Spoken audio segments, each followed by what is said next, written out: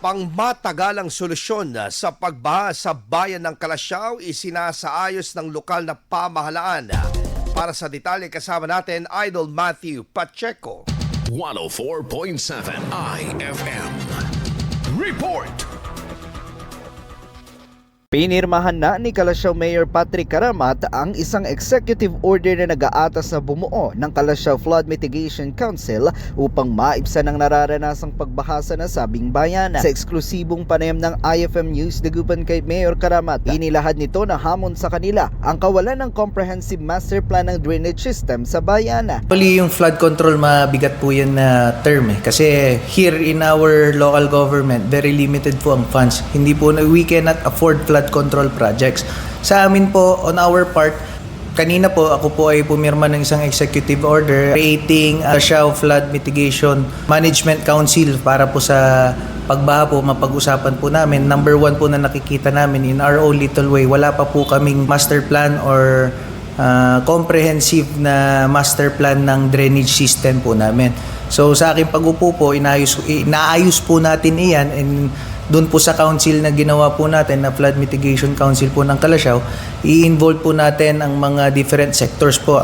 Kabilang na riyan aniya ang dredging na sa katotohanan umano ay 1980s pa nang huling isinagawa sa mga ilog. Yung dredging, yes, number one solution po yan kasi nakikita po natin very silted po ang ating mga ilog. Dahil number one dyan, the last dredge was, as per data, 1980 pa po last na nagdraga po dito po sa bayan ng Calasiao. Very silted na po ang ating mga ilog, kung kaya nakikita po natin mabagal po ang pagbaba ng tubig sa ating mga ilog. At hindi po natin kayang gawin ngayon dahil marami pa pong papasok na bagyo, and so inaasahan po natin tataas at tataas pa rin po ang ating mga ilog.